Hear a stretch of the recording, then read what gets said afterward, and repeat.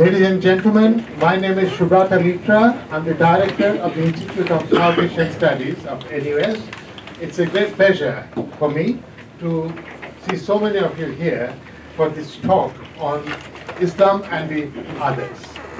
I will be inviting soon Professor Riaz Hassan, who will chair the talk, and our speaker, Mr. Hadi Qazwini, to take their places. But first, a couple of words on why we are doing this. I mean, our institute is an autonomous, independent think tank and a research institute funded entirely by Singapore state from tax money. So when I stand up like this to explain what we are doing, I always have to justify it. I feel obliged to justify it in terms of what it means to Singapore. When I talk about Islam, I don't think I need to say any more on why we should be talking about it. Because not talking about it produces that monster called Islamophobia. Whereas when you look at it more closely, you don't find that monster state. Instead, you find people, you find beliefs, you find eternity. In fact, you find what is good in any other religion. That's one very good reason why we should all be talking about Islam and Islamophobia and how Islam is othered and how to bring together the self and the other. So everyone should be talking about Islam, but why particularly the Institute of South Asian Studies? Here, ladies and gentlemen, I have to remind you that though Islam is seen in terms of the Middle East, there are a lot more Muslims in South Asia than anywhere in the world as a region. 4 South Asian states are Muslim majority states. Those are Afghanistan, Pakistan, Bangladesh, Maldives. And the others are very large Muslim populations. India alone has something like 150 million Muslims. So the South Asian Islam is something that Islamic scholars sometimes forget. We consider it our responsibility to remind the world that we exist, we need to be talked about. The South Asian Institute has been set up by the Ministries of External Affairs and Trade and Industry to work as a think tank. Our job is to connect Singapore to South Asia in terms of 3 key concepts. Those 3 are governance, foreign policy, trade and industry. Now if you think about it, Islam is the link between those 3 core concepts and Singapore for us, because Islam was the reason British India was divided into Pakistan and India, and that made out of Islam what Islam was not meant to be, a sword, a knife which cuts through a body. It was thought that after partition, actually, Islam as a political problem will disappear and reappear as culture, and will not continue to be the problem it has become. So, the South Asian Institute, in terms of its research and policy analysis, also looks very closely at why this came about, why India-Pakistan problems persist, why Kashmir continues to be that long simmering dispute, and what one could do to make Muslims, when they are a minority, full citizens, and when they are a majority, to be legitimate citizens whose politics would be confined to their own borders and will not be exported elsewhere, as in the case of Afghanistan. Or in other words, quote unquote, normalization of Islam is one of the core agendas of the South Asian Institute. We are very proud to have amongst us a global specialist on Islam in South Asia. That is Professor Riaz Hassan, our senior fellow, who is normally based in Adelaide, but part of the year he spends with us. I'll be inviting him to chair the session and take the liberty of announcing your forthcoming book on Islamic India and our many other projects, Islam related, which you are leading. So please come and take your seat, and I'll invite you, sir, to come and take your seat. And I will thank Ali Bhai, Mr. Ali Hassan, very, very kindly for having kindly organized this talk for us. And we are beholden to you, Ali Bhai, for all the support you give us. And we look forward to working a lot more with you. So, ladies and gentlemen, I look forward to the talk, and following the talk about the talk.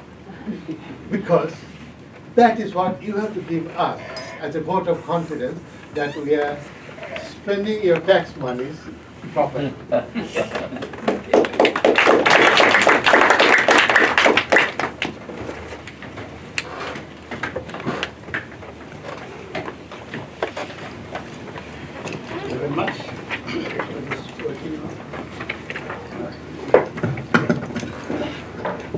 Thank you very much.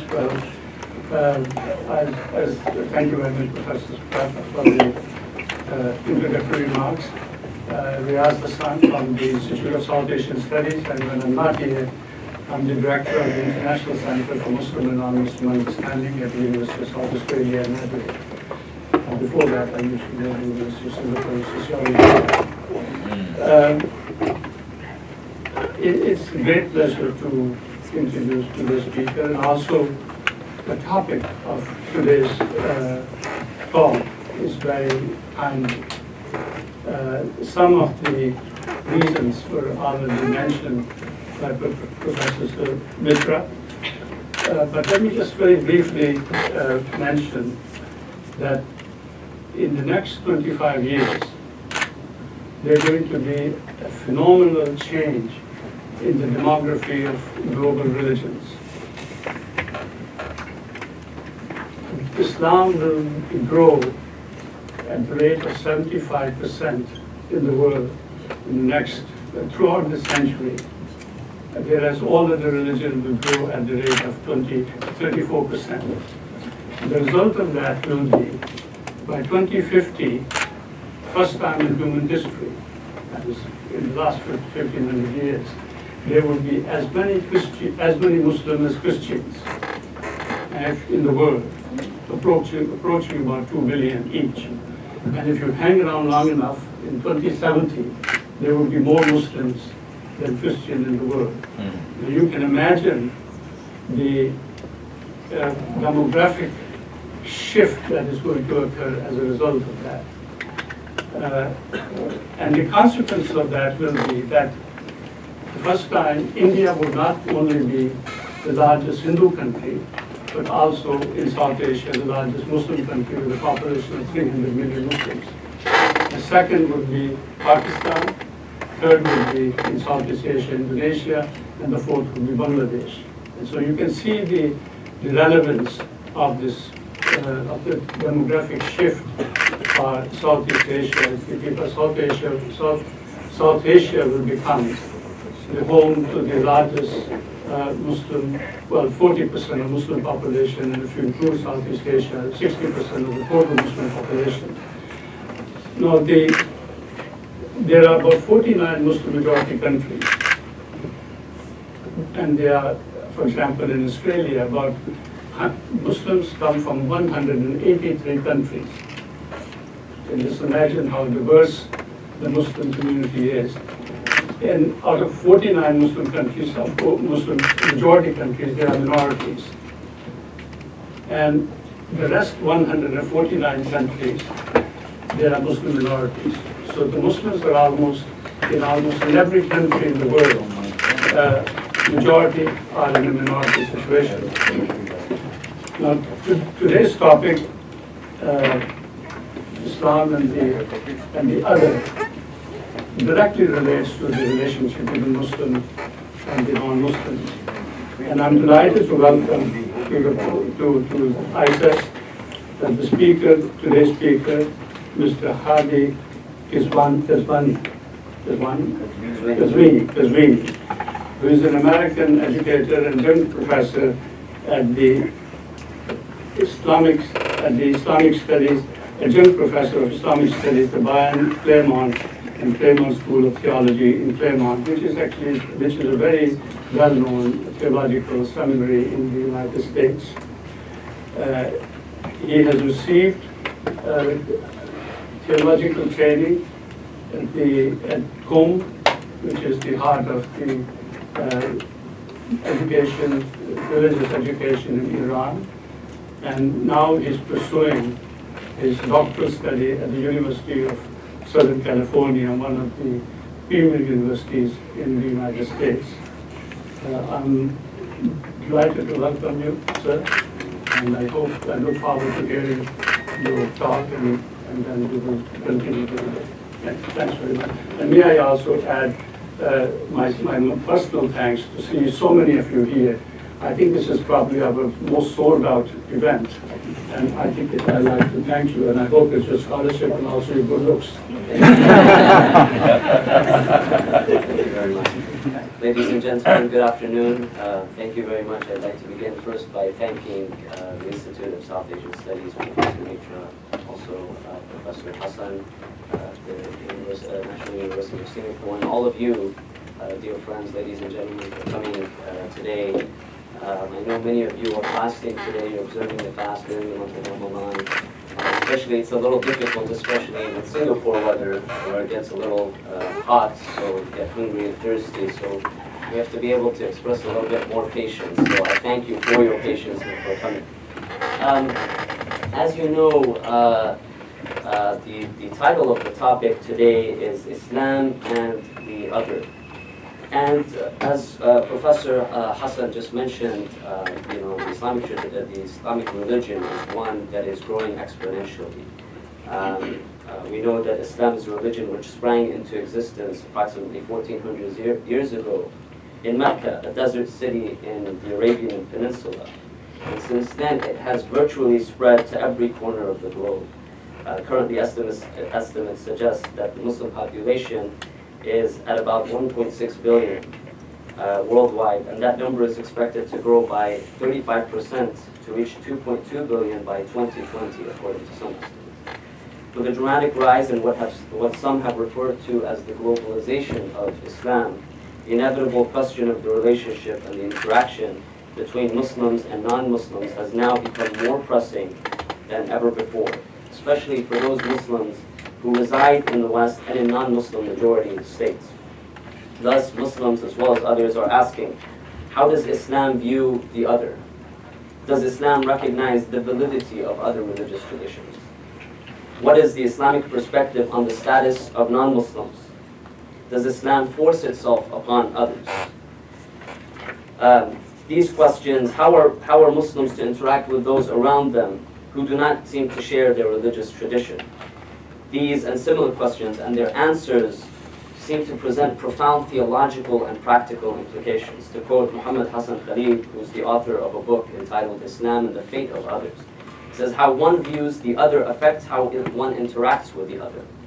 A universalist paradigm, for instance, might promote recklessness on the assumption that all will be made well, or it might spur people to acknowledge the good, actual or latent, within every single individual on the assumption that although life's paths are many, they all somehow lead to the garden. Exclusivists might go to great lengths to win over the hearts of non-Muslims in an attempt to save them, or they might look down upon them as damned and treat them as such. By the same token, what Islam says about the salvation of others also affects how others regard Islam and its adherents. So when we come to the classical and modern scholarship regarding this idea, the Islamic perspective, how Islam considers and regards those who do not adhere to the tradition, we find that there are two main camps. On the one hand, there are those who propose a perspective based on exclusivism, religious exclusivism. And there are others, on the other hand, who propose an understanding based on religious pluralism.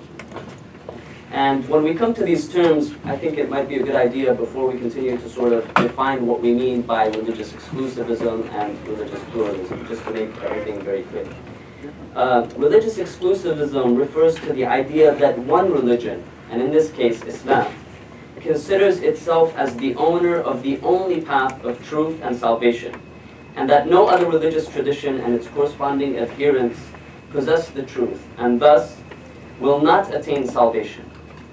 Religious pluralism, on the other hand, signifies the notion that all religious traditions are equally valid in their truth claims, and as a result, their adherents have an equal opportunity of achieving salvation. By the way, however we define salvation to be in that religious tradition. So these are the two main approaches regarding the Islamic position and perspective towards others, those who are non-Muslims. First, let's come to those who propose that Islam holds an exclusivist outlook, those proponents of religious exclusivism. We find that for much of history, many adherents of various religious traditions have promoted the idea of religious exclusivism or absolutism.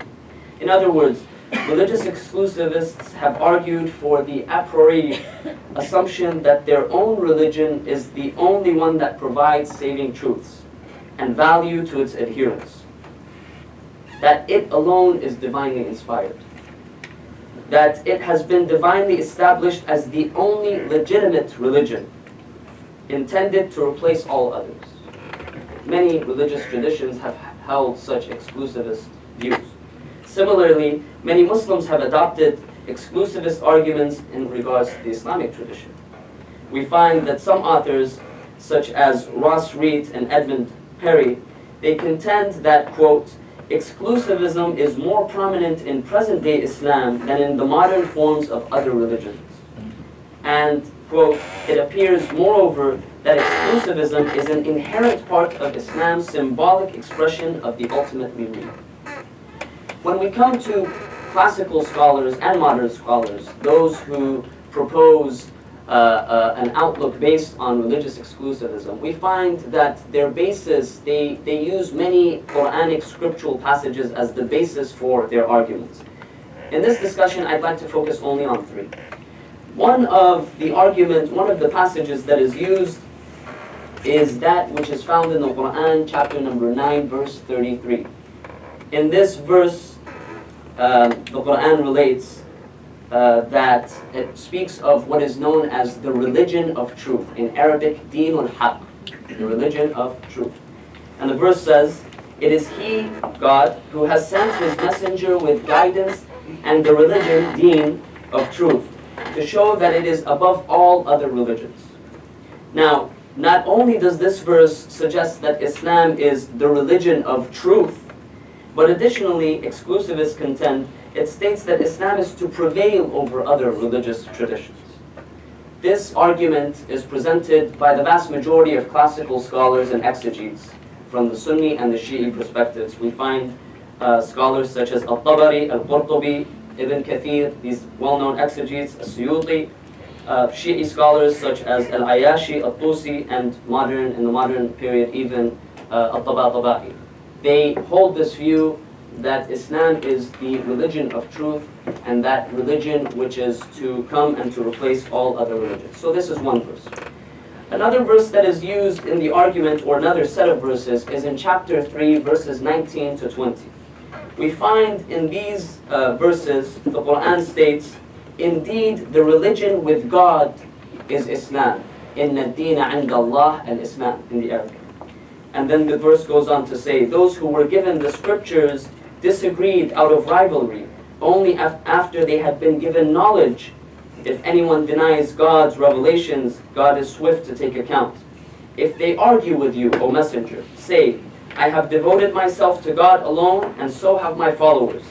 Ask those who were given the scriptures, as well as those without one, do you devote yourselves to Him alone? If they do, they will be guided. But if they turn away, your only duty is to convey the message. God is aware of His servants. Here, with this set of passages, there are two arguments that are made. The exclusivists, they contend that first, these verses, they clearly indicate that the only acceptable religion with God is Islam. Inna deena inda Allah al-Islam. The only religion with God is Islam. And we find many classical exegetes, Ibn Kathir, for instance, as one example. He presents a similar argument that the meaning of deen here is that which has been given through the Islamic revelation. Ibn Kathir says, this phrase means that no religion from anyone is acceptable to God other than Islam. And whoever meets God after Muhammad's commission with a religion other than his, it will not be accepted by God. This is one argument. The second argument in relation to this set of passages concerns those who have been given the scriptures, the people, what the Quran calls the people of the book. Usually refers to Jews, Christians, and according to some exegetes and scholars, others, Zoroastrians and others. The argument is that God asks them, or God commands the Prophet Muhammad to ask them, the Jews, the Christians, and others, whether they accept Islam or not, and that those who do will be guided, implying that those who do not will not be guided. And we find this interpretation, again, amongst the vast majority of the classical and even contemporary Quranic exegetes. This is the second verse. The third verse is found in chapter number 3, verse 85, where the verse says, if anyone seeks a religion other than Islam, it will not be accepted from him. He will be one of the losers in the hereafter. And as you can see, this verse is much more explicit in denying any truth to any religious tradition or adherent outside the fold of Islam. Now, the existence of such verses has led many scholars of Islam and others to argue that based on the Quran, we find that Islam promotes an exclusivist outlook. As a result, we find opinions such as those espoused by famous hadith and jurisprudence scholars, as an example, such as An-Nawawi, who was a 13th century scholar, suggesting that anyone who follows a religion other than Islam is an unbeliever. And the same applies to any self-professing Muslim who doubts this or considers other religions valid. So it's not just someone who adopts another religious tradition, but even self-professing Muslims who assume that there is validity in other religious traditions. Now, there are a number of arguments that have been espoused by those who have countered these arguments. Among the arguments are those that pertain to the phrases deen and Islam. The verses in question, they suggest that the word deen is translated as religion, as a religious tradition. And the word Islam is translated, according to these translations, is translated as the religion of Islam. The argument, the counter-argument that is made is that it is possible for us to interpret and understand these terms in a much broader light. That deen does not necessarily refer to the specific religion of Islam, but can be understood in a more broad sense to include other religious traditions. This is number one. The same goes for the term Islam, that this term is not necessarily referring to the systemized religion of Islam that was brought at the time of the Prophet Muhammad, but it in fact entails a sense of submission to God. Islam, if you will, with a small I, not Islam with a capital I.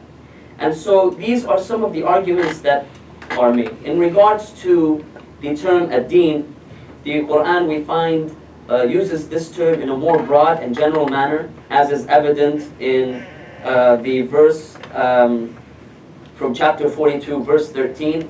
In matters of ad-din, God has laid down for you people the same commandment that He has enjoined to Noah, which we have revealed to you, Muhammad, and which we enjoined on Abraham and Moses and Jesus. And the message is, uphold ad-din and do not divide into factions within it. It appears that here, the use of the term ad-din refers to a broader understanding of divinely inspired religious tradition shared by major prophets and messengers. And many scholars, even modern exegetes, have espoused this view. Similarly, the term Islam may be understood literally and broadly as submission to God rather than simply reified Islam.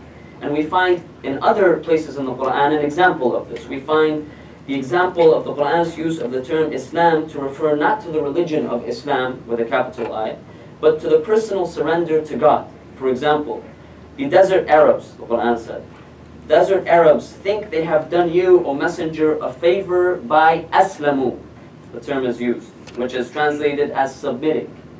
Say, O Messenger, do not consider Islamakum, your submission, a favor to me. It is God who has done you a favor by guiding you to faith if you are sincere. Scholars such as Muhammad Hassan Khalid in his book Islam and the Fate of Others, he argues that the Quran employs the term Muslim, the active participle of the verb aslama in Arabic, to submit, from which Islam is derived, in a manner that is undoubtedly general in nature.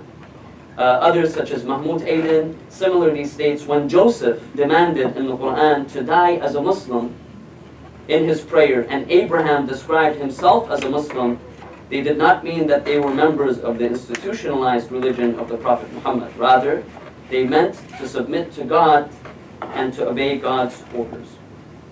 So this is one of the main arguments, one of the main counter-arguments to those who have used these verses and the term ad-din and al-Islam to propose their exclusivist understanding of the tradition.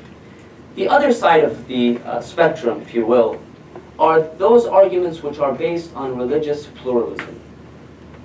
And as mentioned, religious pluralism refers to this idea that other religious traditions, or perhaps all religious traditions, are equally valid in their truth claims. And in fact, one of the major scholars of pluralism is John Hick, who is considered by some as being the leading scholar in the Christian context of speaking about religious pluralism. In the Encyclopedia of Religion, John Hick defines religious pluralism as being the theory that the great world religions constitute variant conceptions and perceptions of and responses to the one ultimate, mysterious divine reality, and that they are to be regarded as alternative soteriological spaces within which, or ways along which, men and women can find salvation, liberation, and fulfillment. So Muslim scholars have also made similar arguments. To quote Abdul Karim Surush, he says, the vast scope of insoluble religious differences, compounded by the self-assurance of everyone involved, gives rise to the suspicion that God may favor pluralism and that each group partakes of an aspect of the truth. And then he goes on to say, is the truth not one, and all the differences, to paraphrase the Persian mystic Jalaluddin Rumi, differences of perspective? So this is the argument that is basically made by those who espouse pluralist views. And again, they use the scripture also as evidence of their claims. Here I'd like to refer to three verses or passages from the Quran, from the scripture, which are provided as evidence of their arguments. One is that which is found in chapter number 5, verse 48. The Quran says, we have revealed to you, O Muhammad, the scripture in truth, confirming the scriptures that came before it, and as a guardian over them. So judge between them according to what God has sent down. Do not follow their whims, which deviate from the truth that has come to you. We have, and this is the point of the passage that is important to consider, we have assigned a law and a path to each of you. If God has so willed, He would have made you one community. But He wanted to test you through that which He has given you. So race to do good. You will all return to God, and He will make clear to you the matters about which you differ. The argument is that here the Quran is one amongst a series of books, series of divine revelations. And according to some pluralists, not only does Islam confirm the previous religious traditions that came before it, but is also considered or considers itself an equal counterpart to them. According to the very famous scholar Fazlur Rahman, he mentions, he says, since these messages are universal and identical, it is incumbent upon all people to believe in all divine messages. This is why Muhammad felt himself obliged to believe in the prophethood of Noah, Abraham, Moses, and Jesus, for God's religion is indivisible and prophethood is also indivisible. Furthermore, another argument is that God never intended for humanity, according to this verse, to remain a single community with a single law. Here we find that the multiplicity of religions is not accidental, and as scholars such as Sayyid Hussein Nasr, Khalid Abu al-Fadl, contemporary scholars have argued, they have suggested that these differences have been laid down by God, that they are divinely willed. Khalid Abu al-Fadl argues, in the Quranic framework, diversity is not an ailment or evil. Diversity is part of the purpose of creation, and it reaffirms the richness of the divine. He goes on to say, the fact that God has willed that people remain different, the moderates argue, illustrates God's respect for human free will and also mandates that human beings recognize the virtue of tolerance. Since diversity is part of divine will, moderates contend that human beings should not seek to undo what God has willfully done. This is the first. The second chapter that we discuss is found in chapter 2, verse 62, which says the believers, Inna ladina amanu, the Arabic uses, the believers, the Jews, the Christians, and the Sabians, all those who believe in God and the last day and do good, will have their reward with their Lord. No fear for them, nor will they grieve. This verse, and a couple of other similar ones, the argument goes, verify that there are certain religious traditions that possess the truth and in turn provide salvation for their followers. For example, Farid Asak, in connection with this verse, presents a theology of pluralism, whereby he emphasizes virtuous deeds rather than religious affiliation as a basis of salvation. Through this, he presents a, quote, space for the righteous and just other, end quote. He further argues that this verse specifically provides a Quranic message of ecumenism that has been historically suppressed.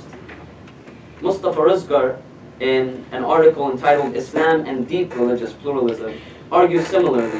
When these verses are taken seriously, it is not easy to claim that the Quran encourages an exclusivist approach to other religious traditions. So this is the second verse. The third verse is perhaps one that many Muslims, as well as others, are very well aware of. And this verse is found in chapter number 2, verse 256, which simply says, there is no compulsion in religion. La ikraha fid-din. This, the argument is that the Quran, as this verse demonstrates, calls for freedom of belief and worship. And many scholars in the classical and the contemporary periods have made similar arguments regarding this. Now, just as there are counter-arguments to the exclusivist position, there are also counter-arguments that have been made to the pluralist position. Many scholars have made a number of arguments.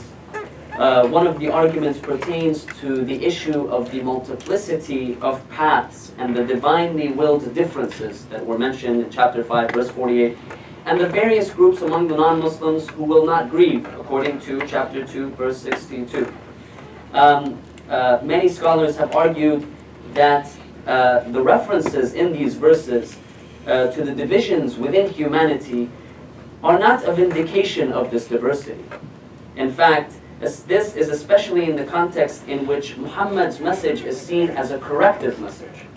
That this is not a vindication of the diversity, or a guardian over the previous scriptures or the previous messages, as some of the other verses mention. So Islam alone is the straight path to God under this idea. And we find that many other arguments, they refer to this concept of either that some of these other verses that some of the pluralists have used in their arguments, they suggest that some of these verses have undergone what is known as naskh or abrogation. And this is a frequent argument that is used. What we mean by abrogation is that the injunctions in a certain verse have been cancelled out and replaced with something else. So the argument is that although these verses, they discuss divinely willed differences that Jews, Christians, Sabians, others who believe in God and in the last day and do good, that they have nothing to grieve and they will be rewarded. These other verses that suggest that Islam is the only religion with God, that Islam is the only correct path, they have cancelled out the others. They have abrogated them. This is one argument that's made. Another restrictive interpretation of these and similar verses seems to be the acceptance of their universality, quote, until the coming of Islam, but thereafter limiting their applicability only to those who hold the faith of Islam. So again, this is another way of restricting these verses. Now there's much discussion as to this concept of abrogation.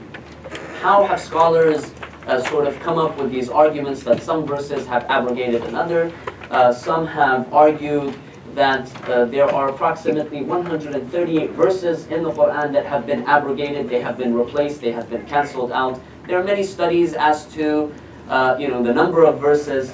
I'd like to just examine one point of view from a late scholar, major scholar within the Shi'i tradition by the name of Abu Qasim al-Khoi, one of the great scholars of the contemporary period, where in his book of exegesis, he discusses the idea of abrogation, nasakh. And he defines abrogation first as, quote, the cancellation of a fixed injunction within the Sharia due to the expiration of its period of validity. So there is a period of validity that a certain verse has, sort of just like how we may have certain period of validity for the milk that we drink or the food that we eat, after which it becomes spoiled, after which it expires and it is replaced with something else. He suggests that there are, he contends that the vast majority of the purported 138 abrogated verses in the Quran are in fact not abrogated validly, because he suggests that the abrogation of an injunction in the Quran is only valid when it is based on authentic and mutawatir or uninterrupted prophetic traditions, not based on sole and interrupted traditions, a few here or there, a couple here or there. It has to be based on a long tradition of narrations that have been profusely, they've been diffused and they are considered mutawatir, also based on ijma'. It has to be based on ijma', which is the consensus of the scholarly community. And so he argues that many of the vast majority of these purported abrogated verses are in fact not abrogated validly according to his understanding. And so it may be argued that the verses in question, which some exegetes contend have been abrogated, are in fact not abrogated. However, this does not necessarily solve the other argument, which maintains that the validity of other religious traditions is only applicable to the pre-Muhammadan era, and thus causing them to be nullified with the inception of Islam. One other exegete in the contemporary period argues that this verse, chapter 2, verse 62, which we mentioned, refers to others being saved, others, Jews, Christians, Sabians, and others. He says, refers to the ancestors of the recently converted Muslims, who may have died as adherents of other religions. To counter this argument, Farid Isaac argues for a very interesting point. He says, why would the Quran speak to the deceased in this manner directly to each of you? The Quran says, we have provided a way, a law, to each of you, race to do good. This shows that the Quran was speaking directly to the non-Muslims who lived during the time of the Prophet. Well, had it been speaking to the deceased, it would not have directed its language in this manner. Another anti-pluralism argument, if you will, suggests that pluralists have attempted to force their understanding upon the Quran. And this is quite a common accusation that is made, that individuals or groups may force their own understanding or their own biases upon the Quran, interpretation of the Quran. And this is in regards to the term Islam. We mentioned that some have argued that the term Islam can be seen more broadly than just that which is specific to the religion of Islam. In fact, Islam, or as the verses suggest, Al-Islam, not Islam, but Al-Islam, refers to a general and broader understanding of submission to God, and not necessarily the institutionalized version of Islam. This is not a tenable position, some have argued. And that is because the Alif Lam in Arabic, which comes before Islam, Al-Islam, found in these verses, is a definitive article which denotes the specific type of submission, that is the Islam. Not any submission, but the specific type of submission, Al-Islam. And so this is another argument that's made.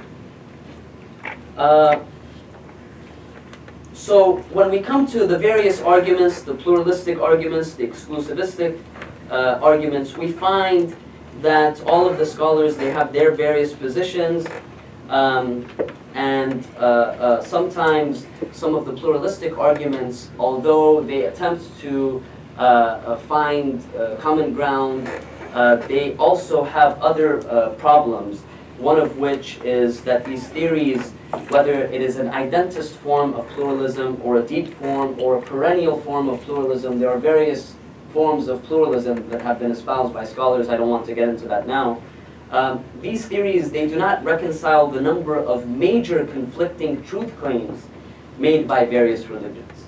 For example, the core concepts of monotheism in Islam and polytheism in other religious traditions, perhaps in Hinduism, or death and resurrection in Christianity and Islam versus reincarnation and nirvana in Buddhism, different prophets, messengers, and saints. All of these and many more are expressly contradictory to one another. Another clear example to be examined is the understanding of the perception of Jesus according to the three Abrahamic traditions, Judaism, Christianity, and Islam. Both Islam and Christianity accept the miraculous birth of Jesus, whereas Judaism does not.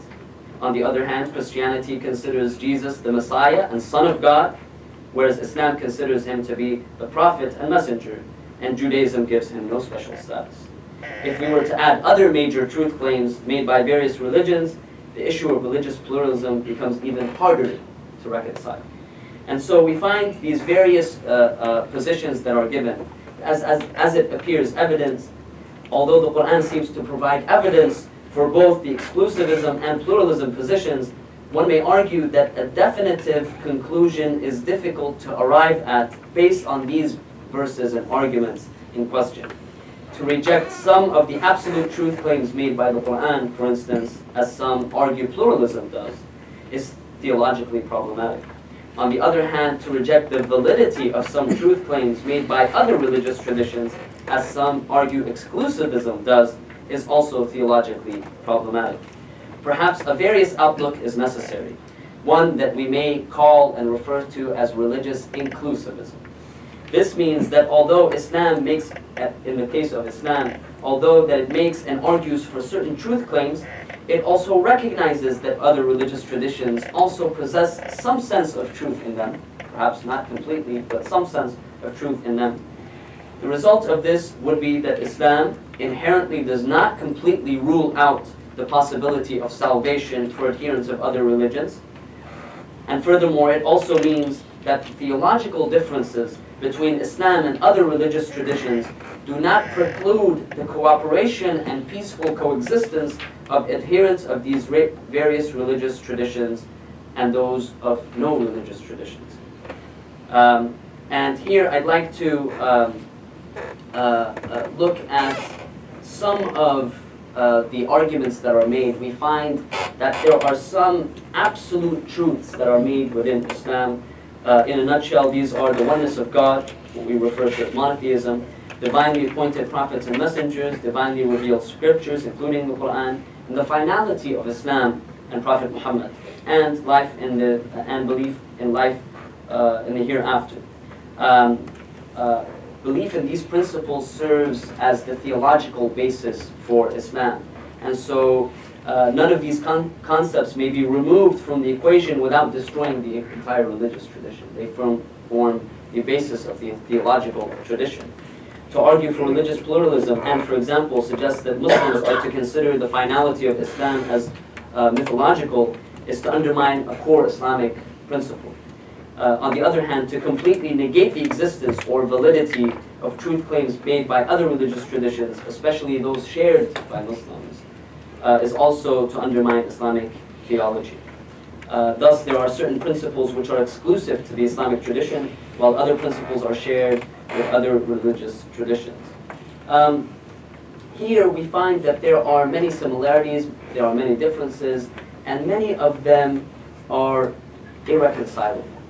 And it's important for us to note that no matter what perspective we have, there will always be theological differences that are irreconcilable, that form the basis of these religious traditions, whether it's Islam, Christianity, Judaism, Hinduism, Buddhism, or any other religious tradition. There are certain doctrines, if you will, or principles that form the basis of these theological traditions, and in many cases, some of them are expressly contradictory to one another.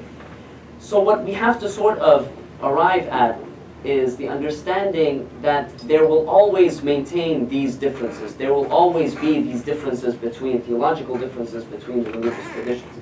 However, when we come and we examine these religious traditions from another perspective, specifically from the perspective of a shared sense of morality, we find that all of these religious traditions, they provide a background and a foundation for an understanding of a shared morality. Thus, regardless of the theological, eschatological, and soteriological differences between religious traditions, it may be safe to argue that the Islamic tradition clearly encourages recognition of and cooperation with humankind on the basis of justice, morality, kindness, and respect toward one another. Muslims, as well as adherents of other religious traditions, must realize the significance of common ethical and moral values that are anchored in all major religious traditions. This is in regards to the shared morality. Furthermore, when we come to the Quran, we find that there is an emphasis on this idea of the dignity of human beings. The Quran tells us in Arabic, وَلَقَدْ كَرَّمْنَا بَنِي آدَمَ. Indeed, the children of Adam, meaning all human beings, have been honored and dignified by God. We find other religious, passages in the Quran that also maintain this. We find prophetic traditions also that discuss the inherent and God-given dignity and honor of all human beings. Interestingly, when we come to the tradition, we also find, as one example, we find that Islam recognizes and guarantees the recognition of and cooperation with adherents of other religious traditions and faiths. As an example, we find in a very famous letter that was sent by Ali ibn Abi Talib, who was an early successor of the Prophet Muhammad, to the governor of Egypt at the time, Malik al-Ashtar. This long letter in which he sends instructions to Malik al-Ashtar, who was the governor of Egypt, on how to govern his people. In fact, this letter was used by Kofi Annan, then the Secretary General of the United Nations, in an address to the Muslim countries at the time, about almost 20 years ago, reminding them of the heritage of their early successors and how they encouraged dealing and interacting with people. And there's a very profound statement that Ali ibn Abi Talib mentions. He says, humans in one's relations are of two kinds. They are either your brethren in religion, or they are your counterparts in creation. And so this serves as a basis of understanding that we can either establish, from an Islamic perspective, we can either establish interactions based on this religious fellowship, idea of brotherhood and sisterhood in religion, and this is emphasized in the Quran, in the Islamic traditions, or that we realize that there are some who may not share our religious tradition, but they are our equals and counterparts in creation. And this is a very profound statement that emphasizes the importance of humanity. And as a result, we understand that because the Quran tells us that all humans are honored and dignified, that it is important for Muslims as well as others to take this into consideration in their interactions with others. In fact, we find that this God-given honor is because human beings are considered the creation of God. Other verses in the Quran, they sort of speak about how God fashioned a human being with his own hands. Regardless whether this human being is a Muslim, is a non-Muslim, accepts the message or not, all humans have been fashioned with God's own hands. Very beautiful statement that the Quran makes. We find also that in discussing the creation of human beings, God refers to blowing of the Spirit of God, the divine Spirit in the human beings. And so there is a basis for honoring and dignifying human beings regardless of their religious traditions. Furthermore, when we come to history, we find that there are many historical events that reinforce its attitude, the Islamic attitude towards people of different faiths. We find very importantly in the early history of Islam, the document that is known as the Medina Charter, or the Medina Constitution, in which after Prophet Muhammad migrated from Mecca to Medina, he established equality there. He signed a treaty with the various groups there, including the non-Muslim groups, the Jews and others, in what is known as the Medina Constitution, that all are to protect one another and they are all considered part of one community, one nation. So this is another example of a very important document in the history of the Islamic tradition.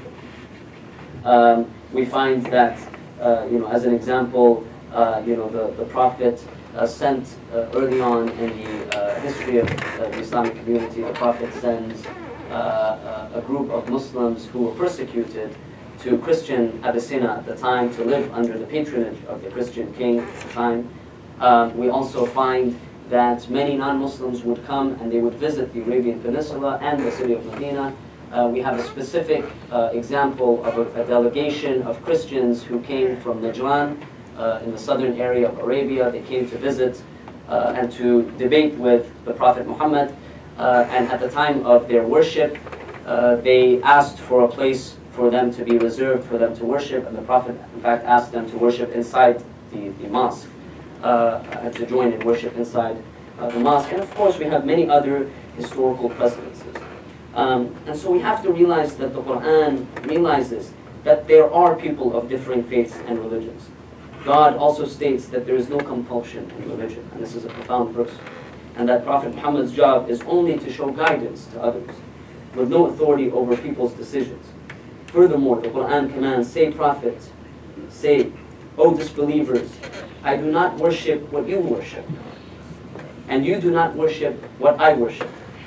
I will never worship what you worship, and you will never worship what I worship. You have your religion, and I have mine. Yes, Surah Al-Rahman, yes. Chapter number 109, verses 1 to 6. And so in addition to God's commandment for humankind to submit to their Lord, God has also commanded us to live together in cooperation and to establish justice, peace, and morality in the world. Here, just a couple of possible criticisms that I think might be relevant to this argument of inclusivism. One is that the inclusivist approach, which once again suggests that although Islam makes a number of absolute truth claims, this does not necessarily mean that it denies other truth claims to other religious traditions. This itself still represents a form of exclusivism. For although it is not as strict and intolerant as the traditional exclusivist position, this is especially in light of the Islamic arguments concerning the finality of Islam and the Prophet Muhammad. It may be argued that these are principles which do not promote an environment of equal participation and mutual respect and appreciation of the religious other.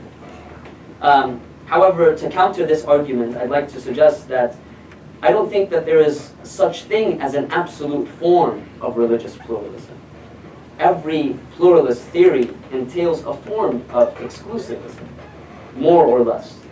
After all, isn't the fact that one considers pluralism to be the most appropriate or theologically tenable stance inherently implying that exclusivism or inclusivism is unacceptable?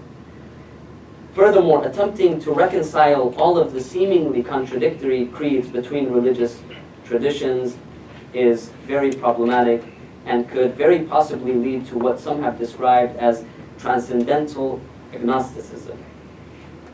Finally, although Islam remains the most effective path for salvation, we may argue this does not preclude salvation for adherents of other religious traditions, especially in light of the limitless nature of God's divine mercy and grace. And this is an important point to consider. We find that although God tells us, reminds us of some of these absolute truths in the Quran, in the scripture, yet these notions of justice, notions of judgment belonging only to God, notions of absolute grace and mercy, we find suggest that the mercy of God is absolute, that it extends to everyone, Muslim and non-Muslim. And finally, to conclude, we live in a world populated by roughly 7 billion people. It is clear that among the world's inhabitants, there is a wide spectrum of differences between people based on a number of factors, one of which is religious tradition and adherence. The Quran confirms the existence of these various religious differences within humanity and attributes them to divine will. Furthermore, the Quran suggests that the reasons for these divinely willed differences are two. Number one, so that you may recognize one another. And number two, for God to test you with that which He has given you. Here it may be argued that these two reasons are in fact a means to a greater objective, and that is the attainment of what is known as taqwa, or righteousness, and the struggle or the race toward goodness. In other words, the essence of our objective as humans on this earth, according to the Quran, it may be argued, is to pursue morality and righteousness, despite our differences. Because these verses begin with universal commands, O humankind, this implies that as humans we possess a universal and shared sense of morality. This universal morality is grounded in a nature that is common to all human beings. We have indeed honored the children of Adam, the Quran tells us. Regarding freedom of choice, the Quran states, surely this is a reminder, let whoever will choose the path to his or her Lord. Regarding individual responsibility and accountability, the Quran states, whoever goes aright, he or she does for his or her own soul. Whoever goes astray, he or she does for his or her own soul. Moreover, the Quran suggests that every human being is God-gifted with an inherent moral compass that allows him or her to seek the ultimate reality. It may also be argued that success or salvation is dependent not on religious labels, but on sincerity and true faith. The Quran tells us, had God so willed, everyone on earth would have believed. A final note that I would like to make is that intrinsic to the belief in God is the Islamic understanding of this God that is one that is completely just and one that is furthermore also all-merciful. Your Lord, according to the Quran, your Lord has decreed for Himself to be all-merciful. Justice dictates that as long as God has not provided His creation with what is known as the hujjah, certain evidence that Islam is the absolute truth, then God cannot hold them accountable for their differences and for not upholding and accepting this absolute truth.